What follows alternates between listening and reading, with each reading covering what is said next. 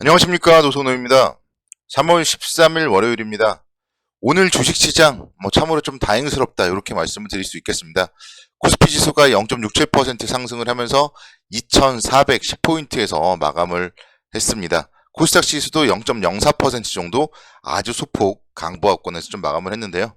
일단 지난 주말 동안에 좀 두려웠던 점, 이런 점들을 생각을 해본다면은, 그리고 오늘 오전장에 코스피 지수가 1%까지도 하락을 했던 그런 점들을 생각해 본다면은 상당히 좀 다행스럽다 이렇게 말씀을 드릴 수가 있겠습니다. 먼저 다시 한번 지난 주말 미국 시장 살펴보면요, 지난 주말 미국 시장 3대 지수 모두 다 좀 급락을 하는 그런 모습을 보였습니다. 나스닥 지수가 1.7%대 하락을 했고, S&P 500 지수 1.4%대, 다우존스 1.07%대 하락을 했는데요. 결국은 실리콘밸리 은행의 파산 소식이 좀 미국 시장에 전반적으로 좀 좋지 못한 악재로 작용을 했고요. 그러면서 기술주들 중심으로 상당히 좀 매물이 출회되는 모습을 보였습니다. 그런데 이게 오늘 국내 주식시장 개장 전에 뭔가 좀 드라마틱한 좀 긍정적인 좀 얘기들이 나왔습니다. 개장 전에 미국 당국에서 SVB에 고객이 맡긴 돈에 대해서 전액 보증을 하고, 또 유동성이 부족한 금융기관에 대해서는 자금을 대출하기로 결정했다. 그런 소식이 이제 전해지면서 좀 안도감이 들었는데요.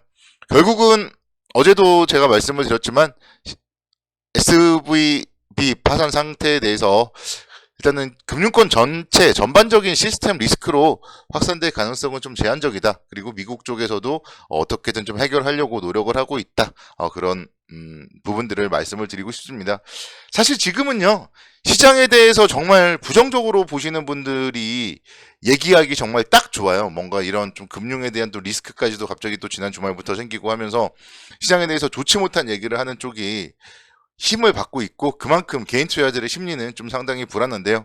사실 제가 어제 이제 옐런 재무장관에 대한 좀 얘기를 했는데, 시장을 부정적으로 보는 쪽 입장에서는 옐런이 연준 의장은 아니지 않느냐, 그런 얘기들을 하면서도 깎아내리려고 하더라고요. 근데 결국 오늘 시장, 물론 장 초반에 1%대 하락할 때까지는 하락론자, 비관론자들의 얘기가 맞는 것처럼 보였지만, 결국은 시장은 0.67%대 반등 마감을 하면서 심리적인 라인 2400선마저도 회복한 채 마감을 했다. 이렇게 말씀을 드리겠고요. 또 금리 인상에 대해서도 이제 좀 속도 조절 가능성이 있다. 그런 얘기들 제가 어제도 드렸습니다. 이게 오히려 리스크가 하나가 생기면서 0.5%대 금리 인상 가능성이 줄어들고, 이런 부분들은 시장에 긍정적일 수 있다. 그런 얘기를 어제 드렸었는데, 결국 오늘 이제 그런 가운데서 원달러 환율이 20원 넘게 하락을 했습니다. 그러면서 1301원까지도 하락을 하는 모습, 그런 부분들도 역시 전반적으로 시장의 긍정적인 모습이고요. 외국인들 오늘 소폭이나마 매수를 했어요. 186억 정도 외국인들의 순매수하는 모습, 이런 모습들을 감안해보면요, 우리가 시장에 대해서 지금은 절대 부정적으로 바라볼 필요가 없다. 이 부분에 대해서는 다시 한번 또 말씀을 드려도 지나치지 않는다. 이렇게 말씀을 드릴 수가 있겠습니다. 특히 이제 시장이 오늘 좀 반등을 하는 구간에서요, 그리고 좀 대형주들 위주로 반등을 했다는 점에 우리는 또 포인트를 맞춰 보셔야 될 것 같습니다. 그래서 시장이 하락을 하는 구간, 박스권 하단부에서는요, 좀 분명히 좋은 종목들도 가격 메리트가 많이 발생을 합니다. 그렇기 때문에 그런 가격 메리트가 발생한 대형주들 쪽에서 먼저 매수세가 확산이 된다. 이렇게 말씀을 좀 드릴 수가 있겠고, 그런 부분들이 이제 오늘 시장에서 나왔다 볼 수 있겠습니다. 그래서 대형주들이 버티면서 상승 전환한 이 오늘의 시장을 역시 또 부정적으로 말씀을 드릴 필요는 없고, 제 시장에 대해서 또 말씀을 드리면서 이제 중국 시장 쪽을 보자, 그런 얘기들을 드렸었는데요.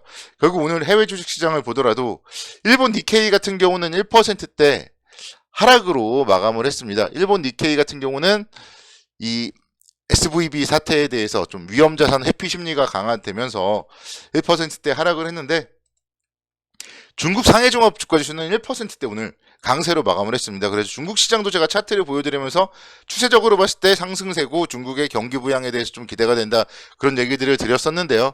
결국은 이렇게 좀 중국 시장이 또 힘을 내주는 모습, 역시 우리 시장에는 좀 긍정적이라고 말씀을 드릴 수가 있겠습니다. 그리고 마찬가지로 SVB 파산에 대해서 우리나라도 그렇고 중국도 그렇고 좀 미치는 영향은 제한적일 그럴 가능성이 높다. 말씀을 드릴 수가 있겠습니다. 그리고 중국 전인대 같은 경우에서는요, 핵심 경제부처인 재정부장, 상무부장 등은 다 유임을 했어요. 그렇기 때문에 그런 경제팀이 유임됨으로써 향후 중국 정책에 대해서도 불확실성이 좀 해소됐다. 이렇게도 긍정적인 말씀을 드릴 수가 있겠습니다. 오늘 뭐 차트적으로 봤을 때도 상당히 좀 긍정적인 모습이 나왔어요. 하락을 하고 뭔가 안 좋은 모습을 보이다가 아래 꼬리를 달면서 반등을 했고, 뭐 기술적으로 봤을 때도 상당히 좀 뭐 긍정적으로 마무리가 되었다, 이렇게 말씀드릴 수 있겠고, 아마도 오늘의 저점 정도는 뭐 충분히 앞으로도 지지될 수 있지 않을까, 이렇게 말씀을 드릴 수가 있겠습니다. 그래서 시장 전반적으로 봤을 때는 2차전지 관련주들이 오늘 또 다시 움직였다, 이 부분에 대해서도 좀 긍정적으로 생각을 할 수가 있을 것이고요. 또 오늘 같은 경우에 증권업종이 움직였다는 점에서도 좀 우리는 좀 시사하는 바가 있는 것 같아요. 그래서 증권음주들이 사실 그동안 좀 시장에서 많이 눌려왔었는데, 그래도 오늘 좀 반등의 선봉장에 섰다, 이렇게 본다면은 향후 시장에 대한 좀 뭔가 긍정적인 부분이지 않을까, 이렇게도 해석을 할 수가 있겠습니다.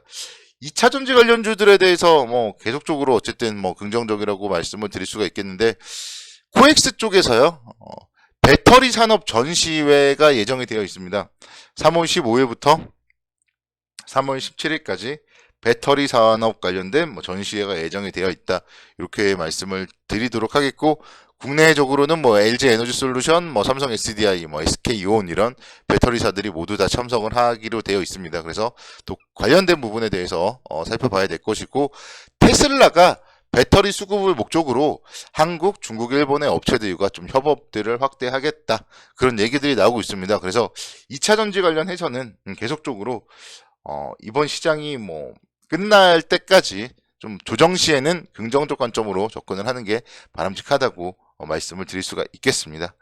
LG전자 오늘 1.5%대 강세를 보이면서 11만 7,500원대 기록을 했습니다. 그래서 LG전자도 제가 최근에 이제 좀 부쩍 많이 언급을 드리는 기업인데요. 올해 성장에 대한 좀 기대감이 이 주가에 좀 긍정적으로 영향을 미치고 있습니다.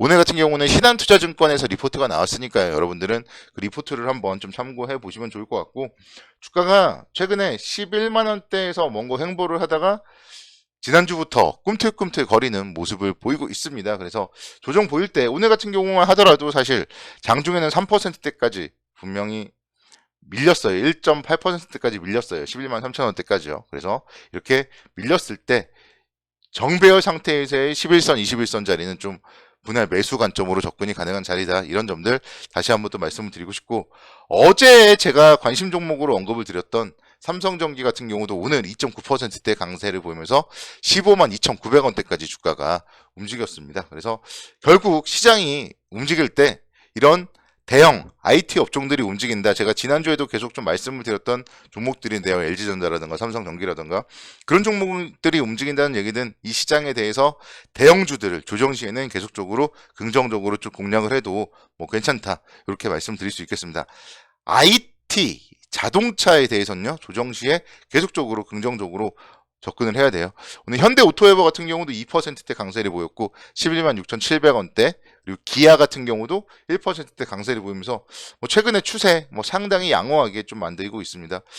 좀 가파른 상승을 2023년도 1월 때부터 3월 때까지 하다가 최근 들어서는 이제 좀 횡보세를 보여주고 있는데, 혹시 이 횡보 이후에 뭐 좀 2차 상승 가능성이 높다, 이렇게 말씀을 드릴 수가 있겠습니다.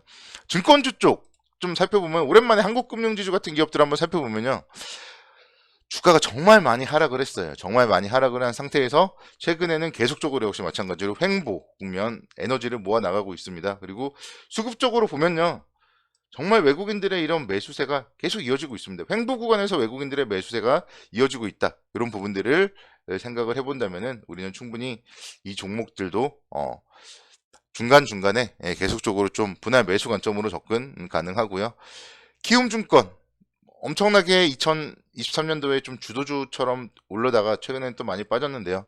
결국은 뭐 10만원 아래 이 정도에서는 키움증권도 다시 한번 충분히 반등할 수 있는 자리가 아닌가. 그래서 시장이 반등을 하면은 결국 이런 증권주들도 좀 올라갈 수밖에 없다, 이렇게 말씀을 드릴 수가 있겠습니다.